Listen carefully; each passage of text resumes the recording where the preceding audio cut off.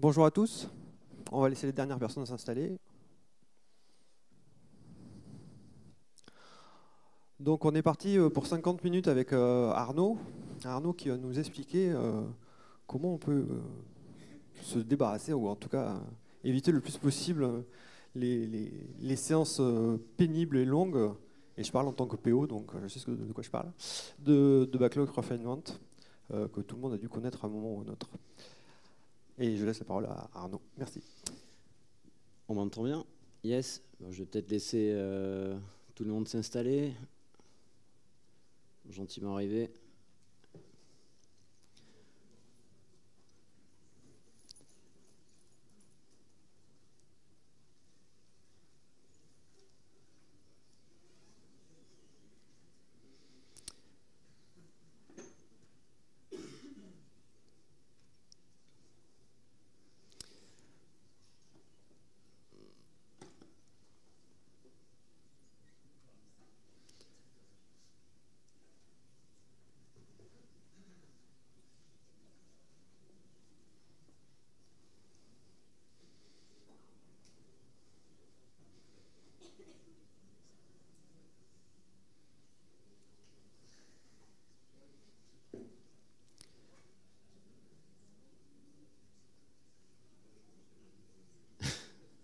Je pense qu'on va bientôt commencer. Ok Stéphane, c'est bon ou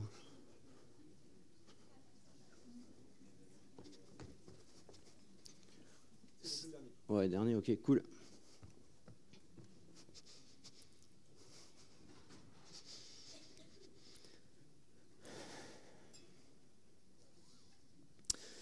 Ok, on va commencer.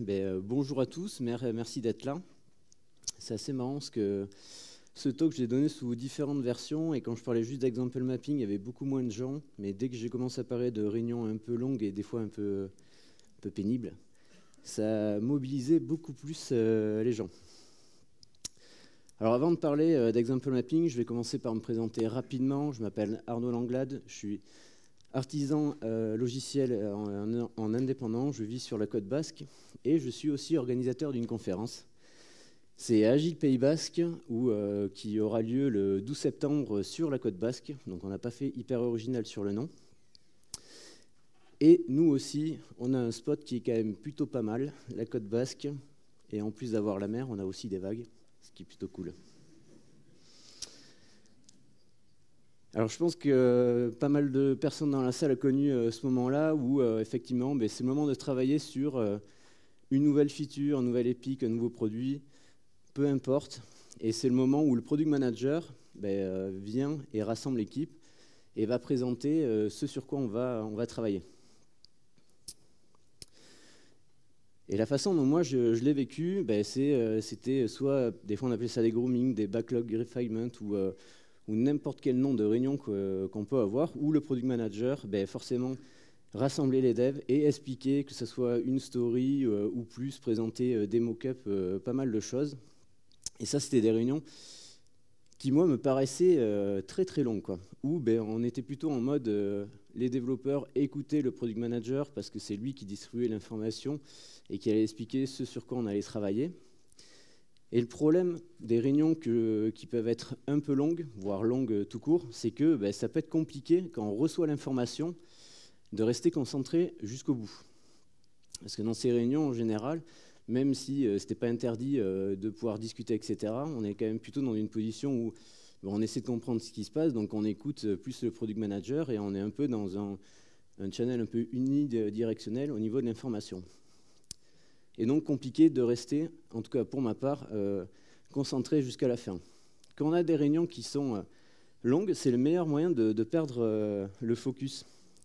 Parce que un collègue peut avoir une idée, commencer à la présenter, et là, toute l'équipe va commencer à l'explorer, alors que ce n'était pas du tout le thème de la réunion, du backlog refinement ou autre. Et ça m'est déjà arrivé dans des refinements, en plus en anglais, où on commence à faire un refinement, d'un coup, on part explorer une idée pendant 1h30, pour au final, sur la dernière demi-heure, revenir sur le sujet initial, qui t'est quand même expliqué comment on fait une transaction sur la blockchain Cardano. Alors autant vous dire que ce n'est pas le sujet le plus simple, et en plus, en anglais, encore moins, quoi. Donc, recevoir l'information et la recevoir dans les meilleures conditions, c'était pas optimal dans ce cas-là, quoi. Ce que j'ai pu rencontrer aussi, c'est que les product managers arrivaient avec des solutions toutes faites, parce qu'ils travaillaient en amont avec l'UX designer, et du coup, en plus de faire des interviews, comprendre le problème, etc., ça commence à travailler sur des mock-ups, et le product manager arrive avec des mock-ups tout jolis, tout mignons, et présente les mock-ups, donc une solution, à la place de présenter le problème. Et ça, c'est pas génial, parce que tout simplement, c'est toujours plus simple et même plus efficace d'avoir plusieurs cerveaux, entre guillemets, pour trouver une solution à un problème donné. Et même en tant que dev, c'est toujours hyper important de comprendre pourquoi on fait les choses. Ça nous permet d'être beaucoup plus proactifs, quoi.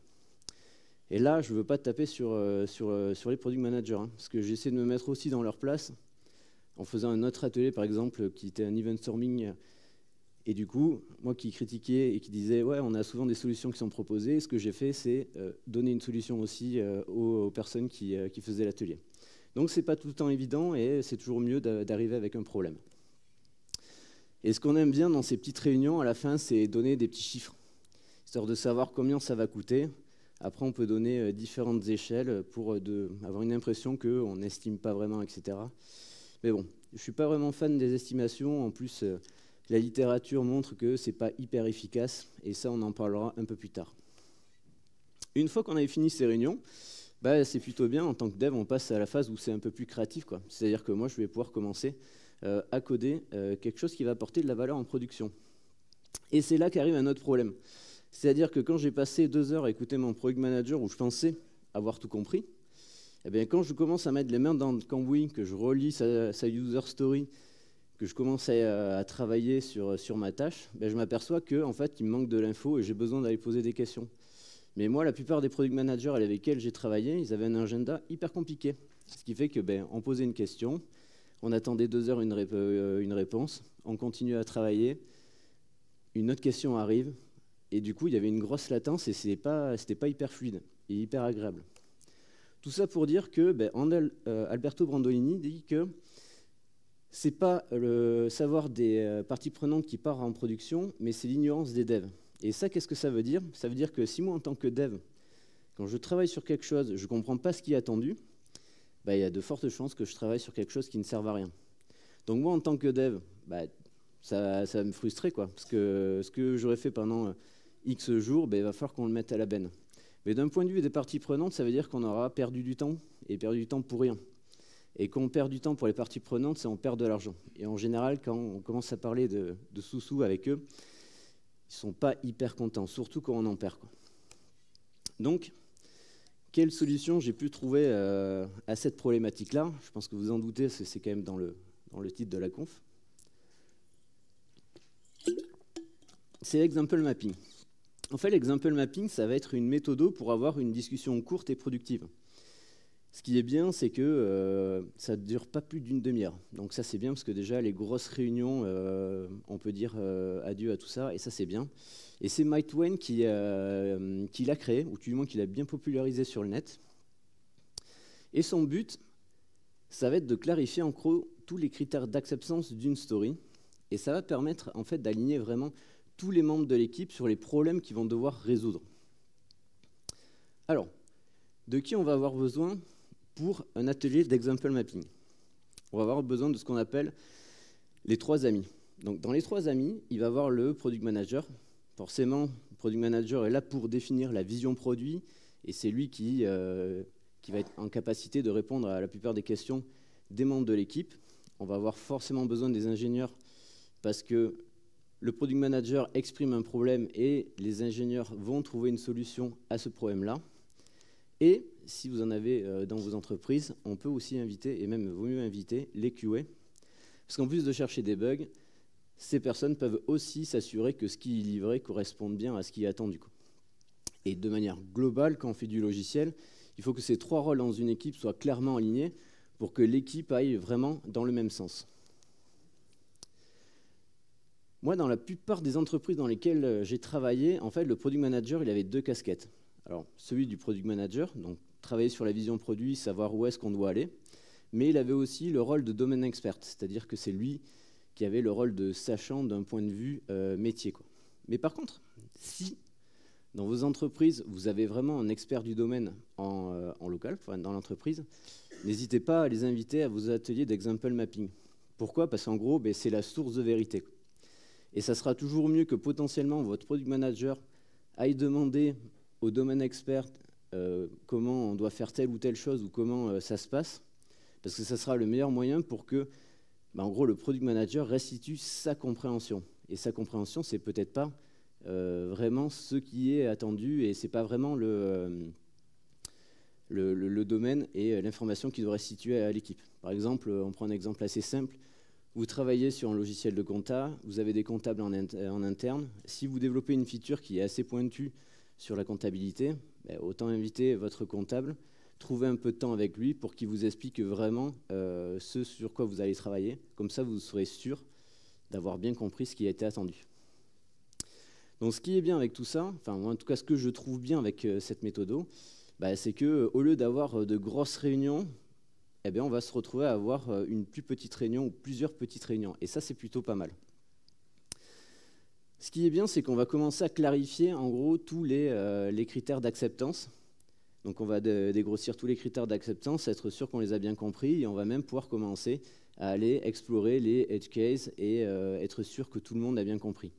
Et ce que j'aime bien moi aussi là-dedans, c'est que ça permet en gros de casser un peu les silos dans les équipes. Parce que j'ai pu bosser dans des équipes où on était un peu en mode, un product manager ou un PO, peu importe comment vous l'appelez, ça écrit des stories, un dev, ça écrit du code, et un QA, ça va juste cliquer sur l'interface.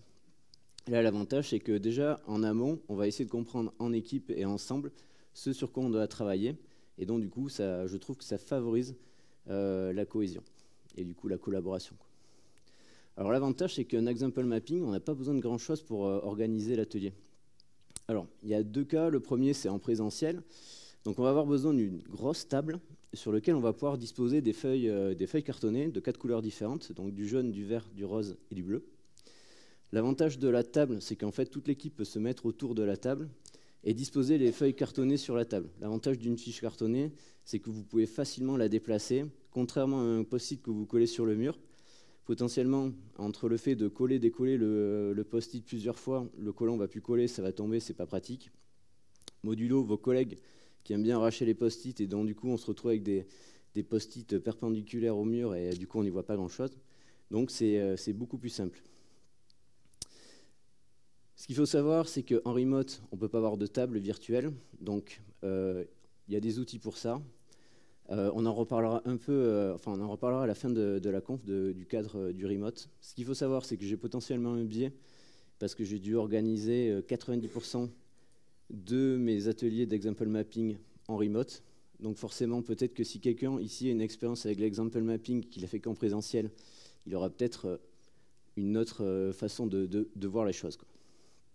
Alors, maintenant, on va passer à comment se déroule un atelier d'example mapping. Donc, ici, on va prendre un use case qui est très simple. Le but, c'est pas essayer de se faire des nœuds au cerveau pour avoir un use case métier hyper complicado, mais quelque chose de simple, la création d'un user. Que vous soyez tech ou non tech, potentiellement tech, vous l'avez déjà développé, non tech, vous avez forcément créé un compte quelque part sur Internet, donc vous avez été au moins utilisateur. Donc si on faisait un atelier d'example mapping là-dessus, comment ça se passerait?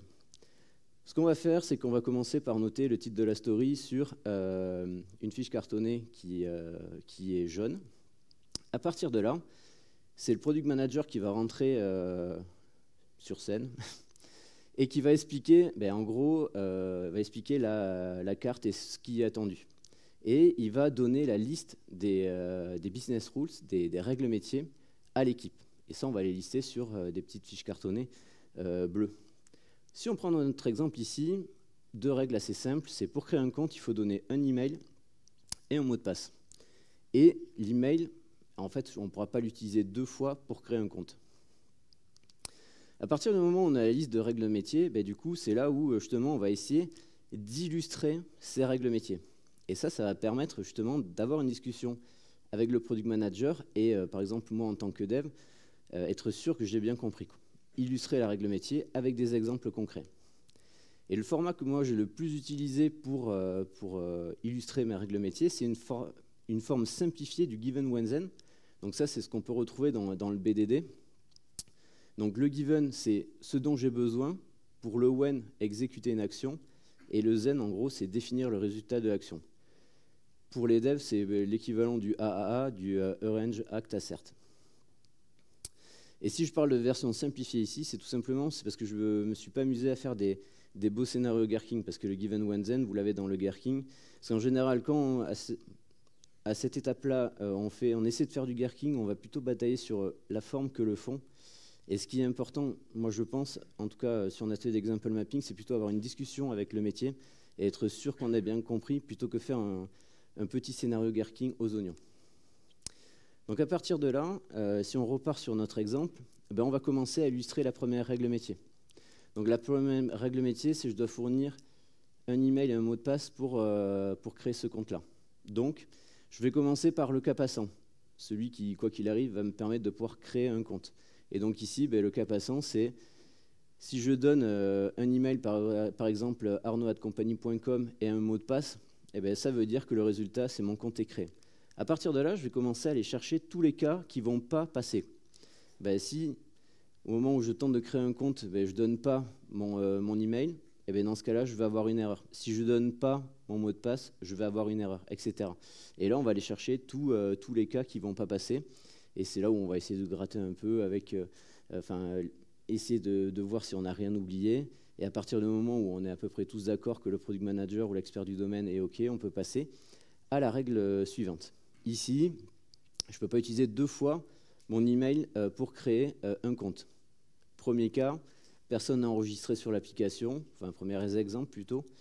À partir du moment où je crée un compte au final avec n'importe quel mail, le résultat c'est que mon compte est créé. Par contre, et après bon, on va passer sur le cas qui ne passe pas, si dans justement le given, je définis déjà un compte existant sur la plateforme, quand j'essaie de créer un compte avec ce même mail, dans ce cas-là, j'ai une erreur. Et ça, en fait, on va reproduire ça sur toutes les règles métiers que le Product Manager va nous donner. Ça peut être aussi le bon moyen pour justement avoir une discussion et être challengé. Par exemple, là, on est sur quand même un use case qui est assez technique et un où une dev pourrait remonter une info en disant mais qu'est-ce qu'on fait du mot de passe ? On autorise tous les mots de passe, etc. Et là, du coup, une discussion peut émerger avec le métier. Et dans ce cas-là, eh bien, on peut s'apercevoir qu'il manquait une règle métier et définir une nouvelle règle métier qui dit que le mot de passe devrait avoir à minima un caractère spécial, une majuscule, une minuscule et un nombre. Et à partir de là, qu'est-ce qu'on fait ? On va réillustrer pour être sûr que tout le monde est bien raccord avec ce qui est attendu et qu'on n'ait rien oublié. Donc si je devais vous donner des tips pour écrire des exemples, c'est toujours utiliser de vraies données. C'est arrêter, surtout en tant que dev, d'utiliser des foo bars, etc. parce que ce n'est pas vraiment explicite, quoi. Mais utiliser des données qui vont être utilisées par vos utilisateurs, ça va rendre vos exemples beaucoup plus concrets. Commencez toujours par le cas passant, le plus simple, et après, aller explorer tous les cas qui ne vont pas passer. Ça pourra faire émerger des discussions ou pas si tout est vraiment clair, quoi. Et après, il y a un autre truc qui est assez important, c'est qu'il faut s'assurer que tous les exemples soient directement reliés à une règle métier.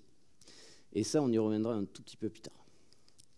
Mais après, il n'y a pas forcément de format prédéfini. Si, par exemple, un simple dessin vous permet de pouvoir représenter tous vos cas, n'hésitez pas. Si on se replongeait, par exemple, dans la cour de récré où on gérait un sac de billes, rien ne nous empêcherait de potentiellement dessiner un sac de billes où il y a 7 billes dedans. Si l'action c'est 2, dans ce cas-là, je redessine un sac de billes avec 5 billes. Si toute la team est raccord avec ça et qu'elle comprend ce qui est attendu, c'est nickel, quoi. Moi, ça m'est déjà arrivé de dessiner carrément des schémas parce qu'on avait du mal à représenter ça avec un given when then. Plusieurs schémas suivant tous les cas. Ça a permis d'aligner l'équipe et ça c'était ce qui était attendu, quoi. Donc grosso modo, moi je vous conseillerais d'utiliser le format qui vous convient le mieux parce que ce qui est important ici, c'est vraiment que les tech et non-tech aient une discussion et que ces deux rôles soient vraiment alignés, quoi. La dernière petite couleur de fiche cartonnée qu'on n'a pas vue, c'est le rose. Et le rose, ça va nous permettre quoi? De faire remonter tous les problèmes ou toutes les questions qu'on peut avoir. L'avantage d'un example mapping, en tout cas pour moi, c'est que ça ne dure pas longtemps. Ça dure une demi-heure max. Donc si vous n'avez pas réponse à une question, le plus simple, c'est la noter sur un post-it rose et ne pas passer une demi-heure ou plus à essayer de répondre à une question dont vous n'aurez pas la réponse. L'avantage de noter ça sur un petit post-it rose, c'est que vous allez vous laisser du temps pour retrouver l'info et au pire, vous pourrez continuer sur la prochaine session. Par exemple, si on prend l'exemple d'un avocat, alors je suis loin d'être spécialiste, mais je ne suis pas sûr que tous les avocats connaissent par cœur tous les codes, que ce soit civil, pénal, et je suppose qu'il y en a plein d'autres. Mais par contre, ils ont la faculté d'aller chercher l'information pour après revenir et justement avoir la bonne information. Et ça, c'est la même chose que ce soit pour vous, product manager, ou même pour vos experts du domaine. À un instant T, ils ont peut-être besoin d'aller chercher de l'information pour vous la restituer. Et donc ça, c'est le meilleur moyen d'éviter de gâcher un example mapping à essayer de répondre à des questions dont vous n'avez pas la réponse. Grosso modo, tant que vous avez des petits post-it roses sur votre carte ou que l'équipe a des questions, votre story n'est pas prête à partir dans le backlog. Elle sera uniquement prête à partir du moment où en fait toutes les questions ont trouvé réponse. Et c'est là qu'on peut se dire, cool, au final ça a l'air assez simple. Moi, c'est un peu ce que je me suis dit quand j'ai vu une vidéo sur YouTube. Je fais, il faut 4 post-it, c'est plié, je mets en place ça dans l'équipe demain. Et bizarrement, le premier atelier que j'ai organisé, ça ne s'est pas passé aussi bien que dans la vidéo. Pourquoi? Déjà parce que quand on commence quelque chose de nouveau, il y a un peu d'inertie. Donc il faut que les gens s'habituent et comprennent un peu les mécanismes, même s'ils sont simples, pour que ça devienne un peu normal, quoi. Après, j'ai aussi organisé des ateliers d'example mapping dans un cadre un peu spécial qui est la Startup Nation. C'est-à-dire que faut aimer les choses qui bougent et qui ne sont pas hyper stables. C'est-à-dire que potentiellement, les équipes peuvent aller, venir, etc. Et je me suis par exemple retrouvé avec des stories qui n'étaient pas suffisamment préparées. Pourquoi? Parce que le PM venait d'arriver. Et ce n'est pas parce que vous avez un super onboarding d'une semaine où vous voyez tous vos collègues de tous vos services que vous allez comprendre totalement le positionnement, le métier, le legacy, tout ce que vous avez, quoi. Donc effectivement, compliqué d'avoir une liste exhaustive des règles métiers quand on est dans ce cas-là. Dans la Startup Nation aussi, un jour on vous dit on va à gauche et le lendemain on vous dit on va à droite. Donc le business, il n'est pas tout le temps hyper clair, quoi.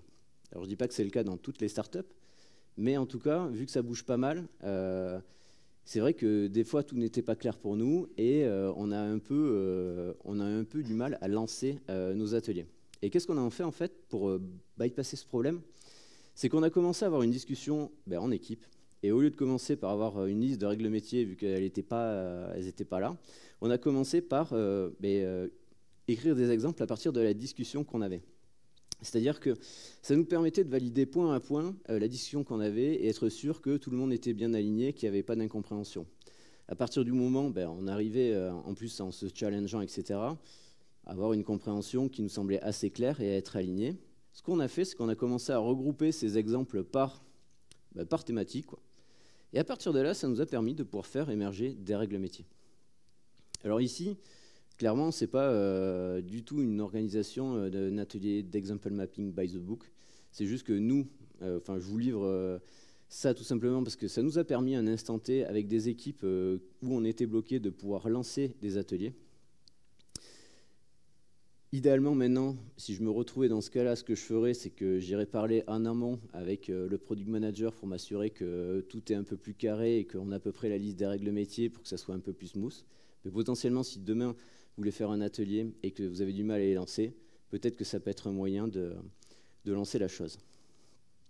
Maintenant, je vais vous partager 2-3 choses que j'ai pu apprendre en organisant pas mal d'ateliers d'example mapping.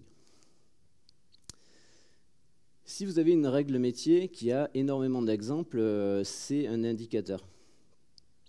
c'est un indicateur parce que tout à l'heure, je vous disais que chaque exemple doit être directement relié à la carte métier, enfin à la règle métier, pardon. Et tout à l'heure, les devs ont challengé le product manager pour demander comment était sécurisé le mot de passe. Et si au lieu de créer une nouvelle règle métier, tout simplement on avait commencé à aligner les règles métiers sous, les exemples sous la règle métier. En fait, on se retrouvait dans ce cas-là où tous les exemples liés au mot de passe seraient sous cette carte-là.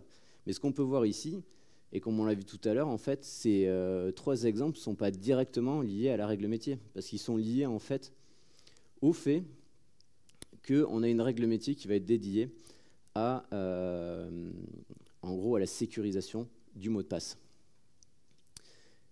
Et donc, si vous avez trop d'exemples, il y a de fortes chances que certains exemples ne soient pas directement reliés, et donc du coup, vous pouvez faire émerger de nouvelles règles métiers, du coup, rendre la chose plus claire, et ça peut vous permettre aussi de potentiellement redimensionner vos cartes. Si on prend cet exemple ici, parce que ce que j'aime bien faire, moi, avant de lancer, enfin de mettre plutôt que de lancer une carte dans le backlog, c'est challenger une dernière fois mon product manager. Parmi toutes les règles métiers qu'on peut avoir, j'aime bien lui demander, mais quelles règles métiers sont vraiment de l'ordre du must-have, c'est-à-dire que s'il n'y a pas ces règles métiers en prod, clairement la carte et la user story ne livrent aucune valeur, quoi, et elle n'a aucun intérêt. Versus des règles nice to have qui ne sont pas bloquantes pour mettre en prod, mais qui vont juste améliorer les règles must-have et qui vont un peu embellir tout ça, quoi. Et si potentiellement vous vous retrouvez avec beaucoup de règles must-have, voir s'il n'y a pas moyen de regrouper ça par thématique, parce que ça va nous permettre de potentiellement pouvoir redécouper une grosse carte en plus petites cartes. Parce que ce qui est important, ce qui est important dans le fait d'avoir de petites cartes, c'est que ça sera toujours plus simple de shipper quelque chose de petit qu'un énorme truc. Et l'avantage de shipper de petits trucs, c'est que ça va arriver beaucoup plus rapidement en prod. Et quand des choses arrivent beaucoup plus rapidement en prod, en gros, vous allez rassurer vos parties prenantes. Tout simplement parce qu'ils vont voir des choses arriver en prod et ils vont voir que des choses se passent, quoi. Parce que rien de pire que passer en fait dans un effet tunnel où on se dit, on commence une carte, on commence à travailler quelques jours, ça se transforme en une semaine, la semaine se transforme en 2 semaines, et potentiellement ça peut aller jusqu'au mois parce qu'on est quasiment sûr que tous les jours on va livrer quelque chose, mais au final on ne livre rien. Et le problème c'est que quand on rentre dans cet effet tunnel, pendant un laps de temps qui est quand même assez énorme, on ne va rien livrer, donc du coup les parties prenantes peuvent être un peu tendues à ce moment-là. Et le problème c'est quand on livre de gros incréments, vous avez plus de chances de péter la prod que le contraire. Donc, vaut mieux livrer de petits incréments corrigés ou au pire, revert, c'est toujours plus simple de revert un petit incrément qu'un gros. Et donc, vous aurez moins de risques à péter la prod et en même temps, les parties prenantes, elles, seront contentes. Et en même temps, ça va permettre aussi de pouvoir être plus prédictible et éviter de donner des petits chiffres. C'est-à-dire que si vos cartes sont les plus petites possibles, il y a à peu près une forte chance, en tout cas, qu'elles aient à peu près la même taille. Si elles ont à peu près la même taille, c'est-à-dire que vous allez juste regarder le nombre de stories que vous faites par itération, et là, vous allez pouvoir en déterminer le nombre de stories moyens que vous faites par itération, en gros une vélocité, quoi. Et ça va vous permettre de savoir combien de cartes vous allez pouvoir faire dans l'itération d'après et la suivante. Et donc, au lieu de se prendre la tête juste à donner des chiffres sur une session, eh bien, si vous sizez bien vos cartes, vous allez pouvoir être plus facilement prédictible. Sans perdre de temps à essayer de donner des chiffres et essayer de juste donner des chiffres. Mais là, l'avantage, c'est que vous passez aussi du temps à comprendre ce qui est vraiment attendu. Donc moi, ce que j'aime bien là-dedans, c'est que ça permet, alors c'est pas l'atelier en soi, mais avec ces petits tips, ça va vous permettre de pouvoir raffiner vos cartes et donc du coup, potentiellement les redécouper quand elles sont énormes. Et ça, moi, ça m'est arrivé avec une team où notre product manager nous a demandé de faire un export paiement. Donc en pro, c'était prendre des données paiement et les mettre dans un CSV. On a commencé à faire un atelier d'example mapping. On avait, je crois, on devait avoir entre 4 et 6 règles métiers. Et du coup, avant de passer sur la carte, je lui demandais vraiment qu'est-ce qui était réellement important versus de ce qu'il était un peu moins. Ce qui fait qu'on a découpé la carte en 3 stories. On a fait la première story, on l'a mis en prod et on n'a plus jamais retouché aux 2 autres. Pourquoi ? Parce que déjà, ce qui était demandé, c'était pour éteindre un feu. Donc on a fait le strict minimum qui a éteint un feu. Et le reste, en fait, c'était pas réellement nécessaire. Ça apportait pas plus de valeur que ça. Et donc, au lieu de passer plus de temps à faire un truc avec des fonctionnalités qui auraient servi à rien, on s'est concentré sur le minimum. On a éteint le feu, on est passé à autre chose. Et donc, ça va vous permettre de pouvoir améliorer la priorisation. Tout simplement, vaut mieux passer du temps à mettre en, ou du moins à travailler et mettre en prod les stories qu'on pourrait appeler must-have. C'est-à-dire que vous allez mettre tous vos chemins critiques en prod, et vous allez pouvoir commencer à récupérer du feedback, que ce soit directement de vos users, ça peut être les métriques, etc. que vous avez mis en place. Et donc, à partir de ces données, qui sont de vraies données, vous allez pouvoir prioriser toutes les stories nice to have que vous avez pour justement travailler sur ce qui va être vraiment utilisé. Parce que des fois, on va tenter des choses, on met des choses en prod, mais on s'aperçoit que ce n'est pas vraiment utile, donc il vaut mieux pas passer du temps, ou du moins trop de temps, à essayer de les améliorer si c'est quelque chose qui n'est pas compris ou qui ne sert pas à grand-chose. Côté planning, je le disais tout à l'heure, c'est pas plus de 30 minutes. Et en gros, si votre atelier d'example mapping dure plus de 30 minutes, ça veut dire quelque chose. Alors, ça veut peut-être dire que c'est les premiers que vous faites, et forcément, au début, ça va mettre un peu de temps, quoi. Il faut lancer la machine. Mais si à partir du moment où votre équipe est rodée, vous mettez plus de 30 minutes par carte, tout simplement, ça veut dire que votre story est trop grosse. Et moi, ça m'est arrivé pour un autre export. Je vous rassure, je ne fais pas que des exports dans la vie. Et en fait, on devait faire là, cette fois-ci, un export de produits. Donc ça peut sembler simple comme ça. On prend des données produits, on les met dans un CSV, une fois de plus. Sauf qu'en fait, ici, la structure du produit était totalement dynamique. Et donc, il fallait gérer plusieurs types de champs, etc. Et donc, ce n'était pas juste faire, je sélectionne les données dans la base pour les mettre dans un CSV. Il fallait faire énormément de traitements, etc. On a commencé à faire un atelier d'example mapping. Bon, résultat, on s'est retrouvé à faire, je ne sais plus combien d'ateliers d'example mapping pour juste ce truc-là, pour au final s'apercevoir, une fois qu'on avait tout dégrossi, que ce n'était pas une user story qu'on dégrossissait, mais clairement une épique, quoi. Et là, je crois qu'à la fin, on a dû finir avec 15 ou 20 stories, mais ça nous a permis d'avoir de petits incréments qu'on a pu livrer progressivement avec quelque chose un export de base, et après commencer à mettre tel champ spécifique, tel champ spécifique, etc., quoi.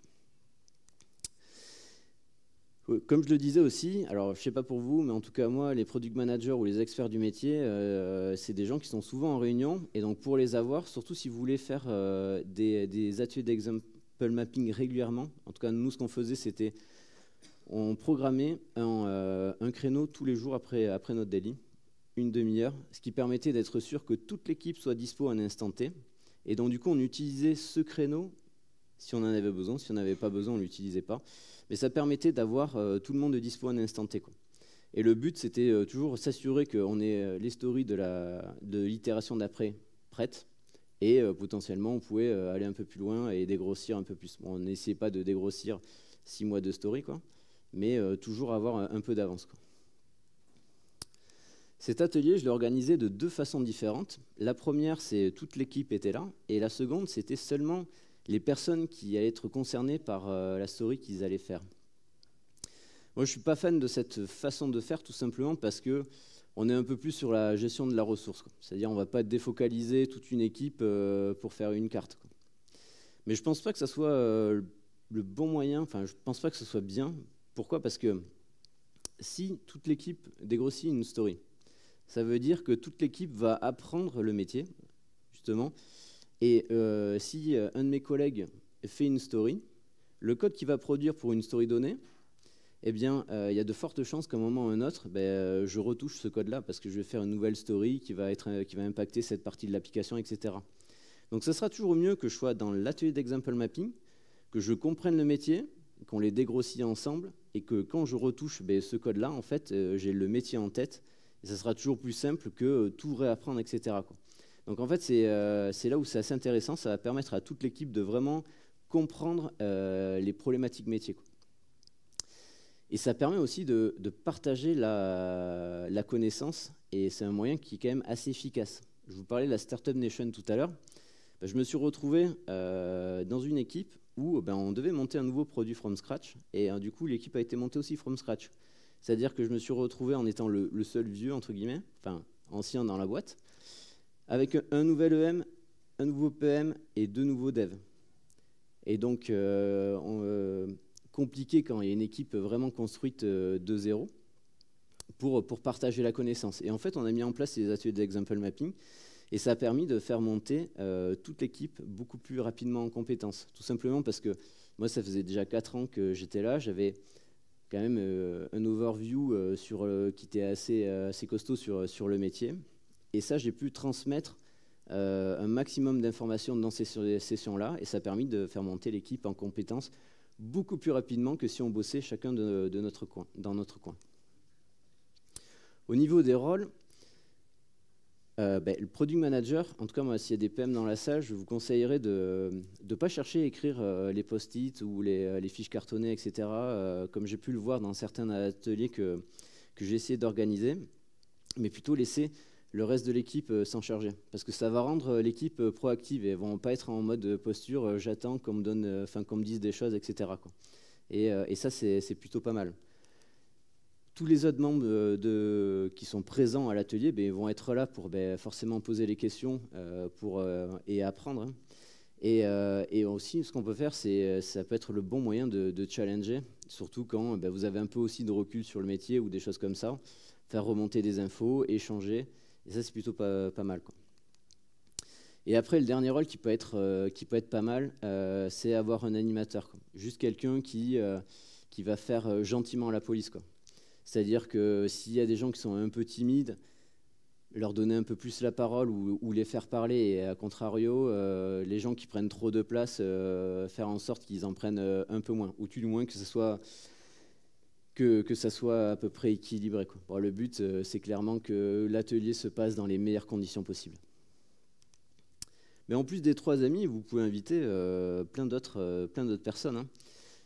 Moi, dans tous les ateliers que j'ai faits, il y avait toujours l'engineering manager avec nous. Tout simplement, c'est la personne qui représente aussi l'équipe dans le reste de l'entreprise. Donc, s'il ne sait pas sur quoi vous travaillez et s'il ne connaît pas le métier non plus, il ne va pas vraiment vous aider, quoi. Vous pouvez, s'il y a juste des designers, vous pouvez les inviter. Et après, vous pouvez inviter n'importe qui va être intéressé, quoi. Moi, j'ai déjà organisé, le peu d'ateliers que j'ai organisés en présentiel, on était dans une salle qui était passante. En fait, dès que nos collègues sortaient de réunion, ils passaient par notre salle. Et il y a pas mal de collègues qui se sont arrêtés par curiosité. Ça leur a permis de découvrir l'atelier. Et en même temps, vu qu'on développait un nouveau produit, ça leur permettait des fois de glaner 2-3 informations sur les features sur lesquelles on était en train de travailler, quoi. Donc, c'est toujours un moyen un peu plus fun de partager l'info qu'envoyer des mails ou des rapports sur Slack, quoi. En tant que dev, il y a un côté qui est quand même vraiment pas mal avec l'example mapping, c'est que tous les exemples sur lesquels on va travailler en équipe, on va pouvoir les réutiliser et les transformer en test case. Si on prend cet exemple-là, en gros, j'ai un compte qui est déjà créé avec l'email arnaud@compagnie.com. Si je tente de créer ce compte avec ce même mail, dans ce cas-là, j'ai une erreur. En fait, ça, je vais pouvoir utiliser des exemples pour directement le traduire en test case. Ici, alors, exemple de code hyper simple, mais qu'est-ce que je crée mon petit account, je le setup dans mon repo in memory. À partir de là, je vais exécuter ma petite fonction qui représente mon use case de création de compte, et donc du coup avec le même mail. Et donc, qu'est-ce que j'attends ? J'attends qu'une erreur soit soulevée, quoi.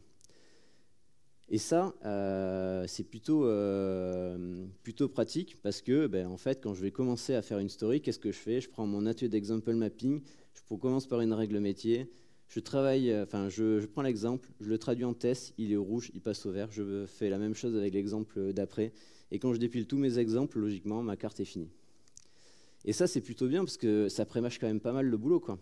Parce qu'avant de faire ça, ce que je faisais, je reprenais la carte. Donc potentiellement, il fallait que je la relise, que j'extrais les cas de test, etc., que je sois sûr qu'on soit à peu près au carré et tout ça.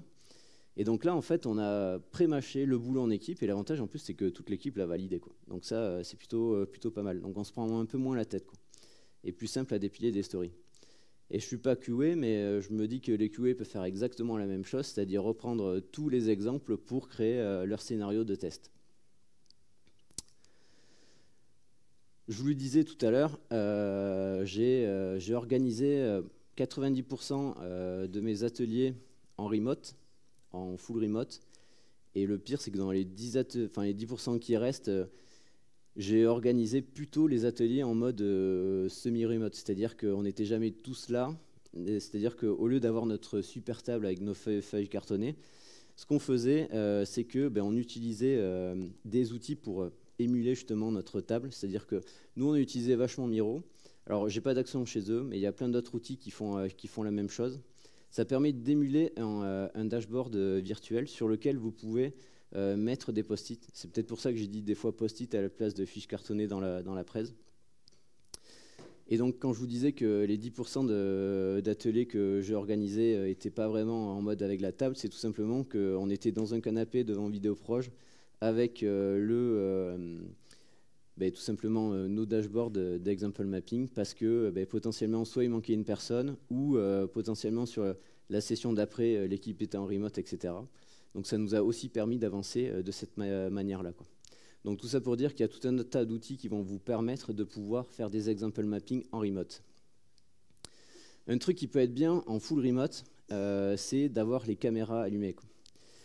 Tout simplement parce qu'en tant qu'animateur, c'est toujours plus simple d'aller aussi regarder les expressions des gens pour savoir s'ils ne sont pas perdus, etc. Et ça peut quand même vachement aider. Et à titre perso, moi, je fais du full remote, et c'est pas parce que je fais du full remote que j'ai pas envie de travailler avec des gens. La caméra, c'est juste un outil qui me permet de pouvoir être chez moi, et c'est toujours plus agréable de discuter avec quelqu'un, avec un humain en face de moi, quoi. Et côté remote, il y a un nouveau rôle qu'on a fait émerger. C'est le scribe. Parce que ça semble à peu près naturel quand on est autour d'une table, de savoir que tout le monde ne va pas toucher le même post-it ou la même fiche cartonnée au même moment. Mais par contre, quand on est en remote et qu'on a un outil comme ça qui émule un dashboard virtuel où chacun peut être dans son coin, écrire des post-it, les bouger alors qu'une autre personne les a déjà bougés, etc., c'est plus compliqué justement que ça ne devienne pas un peu bordélique. Et donc, ce qu'on a fait, en gros, c'est qu'on a nommé dans l'équipe une personne qui était scribe, c'est-à-dire qu'elle écrivait les post-it pour l'équipe et elle s'occupait de bouger tous les trucs. Donc ça permettait à l'équipe d'avoir une discussion, mais personne d'autre bougeait les post-it, c'est l'équipe qui lui demandait en fait de faire ça. Un peu comme quand on fait du mob programming.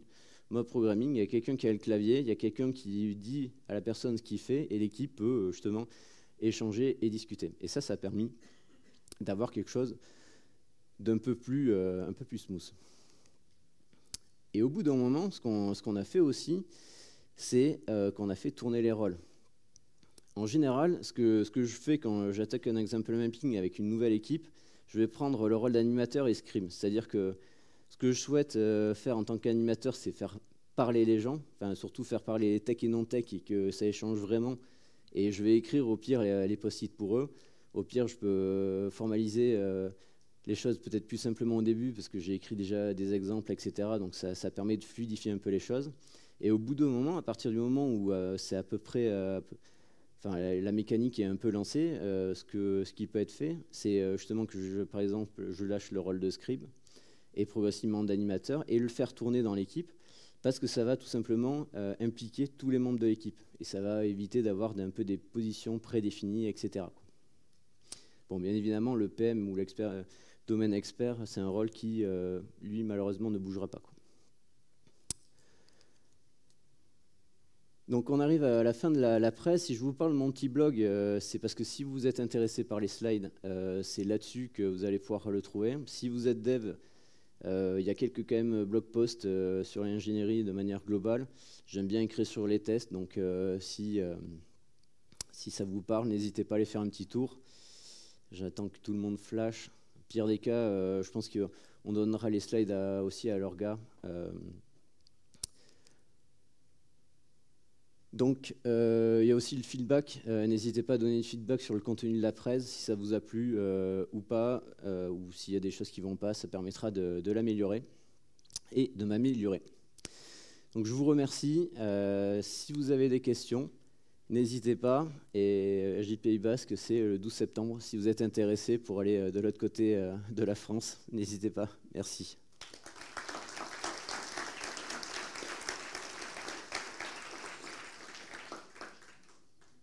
on donne les micros pour les questions ou je sais, enfin.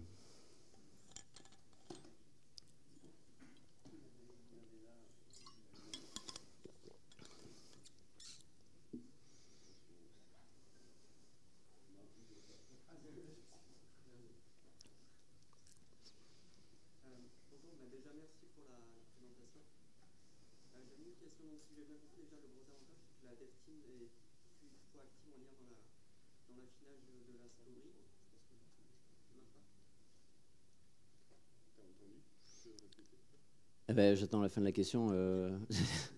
L'équipe est plus proactive dans l'affinage de la story. La question que j'avais, c'était plutôt au niveau de la time box de 30 minutes. Donc, si j'ai bien compris, c'est 30 minutes par affinage de story.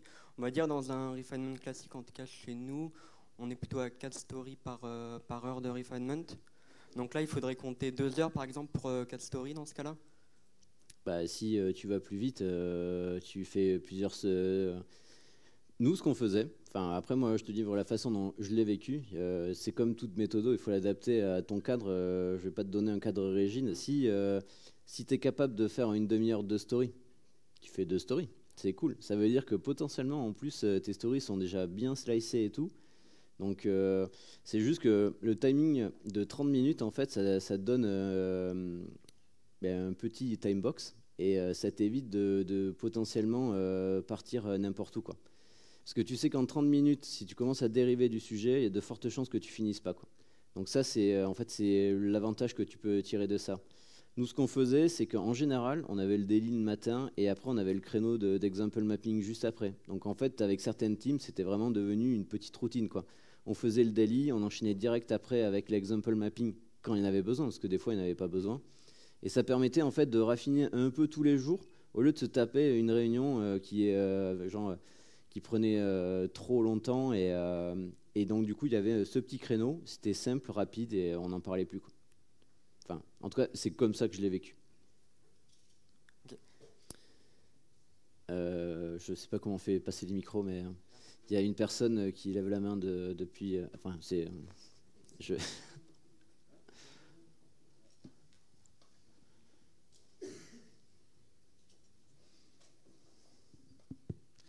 Donc, merci pour la presse. Je n'ai pas bien compris qui fait quoi. Ça signifie que la user story, les règles de métier et les exemples, ils sont tous écrits par le PM ou non, même par le dev. Parce que s'ils sont tous écrits par le PM, on n'est pas dans le premier anti-pattern où le PM parle beaucoup et le dev est juste là pour écouter. Et après, la deuxième question, c'est même la partie no estimation. Ça peut expliquer mieux, s'il te plaît. Merci.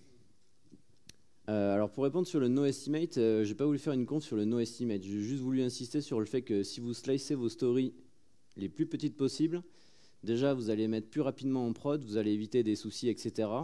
Et potentiellement l'effet domino, c'est que vous allez pouvoir déterminer votre vélocité parce que vous saurez combien de stories vous allez faire par itération. Et si tu as plusieurs itérations où tu sais que tu fais en moyenne 5 stories par itération, bah, logiquement, mathématiquement, tu vas y a de fortes chances que tu fasses 5 stories sur l'itération d'après.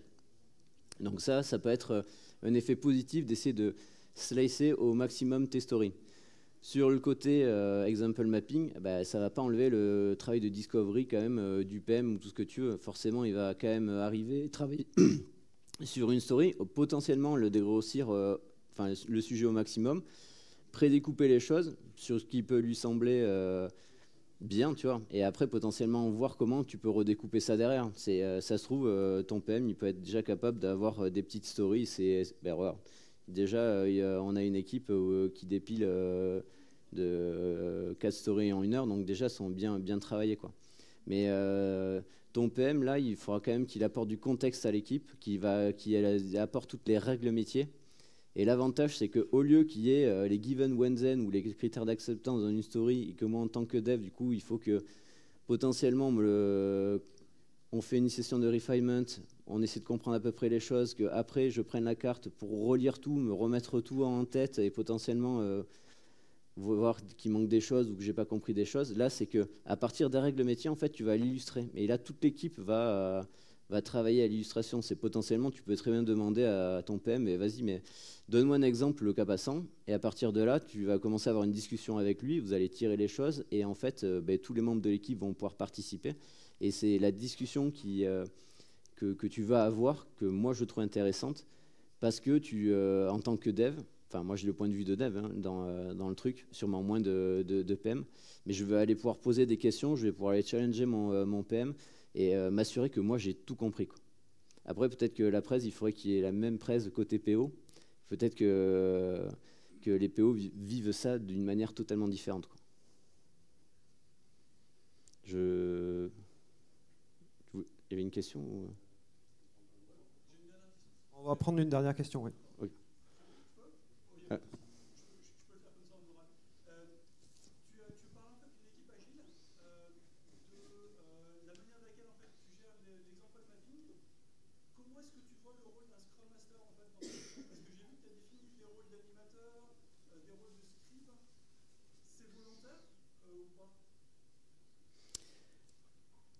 Alors déjà, je n'ai pas parlé d'agile. Après, je n'ai pas parlé d'équipe agile. J'ai juste parlé d'un atelier. Après, je ne sais pas si je troll maintenant ou pas sur le Scrum Master, mais mon point de vue, même si j'organise une conférence agile, c'est que ce soit Scrum ou Safe ou autre, j'ai un peu de mal à comprendre la relation avec l'agilité, le fait de mettre un cadre, des process ou des choses comme ça. Ça me questionne, si on peut dire comme ça. Moi, je préfère qu'il y ait un minimum de process, c'est-à-dire le strict minimum pour que l'équipe fonctionne, qu'on n'ait pas un cadre et que je n'ai pas quelqu'un qui me dise il faut tant de story points par sprint. Mais plutôt, moi, je fonctionne de manière assez simple quand je le peux, parce que je ne peux pas tout le temps. Je trouve que c'est plus simple d'avoir un Kanban. Quoi qu'il arrive, tout ce qu'il y a dans la colonne to do, c'est censé avoir de la valeur parce que ça a été dégrossi par l'équipe. Et le but, c'est faire passer ça dans la colonne done parce qu'on apporte de la valeur, quoi. Moi, mon but, c'est apporter de la valeur, faire en sorte que le soft que je fais soit utilisé par des users, que les users qui l'utilisent soient contents de ce soft, quoi. Pas besoin pour ça d'une certification payée hors de prix, de framework ou tout ce qu'on veut, quoi. Ça, c'est mon point de vue qui est strictement personnel. Voilà. Ok. Merci Arnaud. Merci à vous. Merci à tout le monde. Si tu peux remettre juste le QR code de l'Open Feedback. Pensez bien à aller voter, ouais. laissez vos petits commentaires dessus. Merci et bonne conf à tout le monde.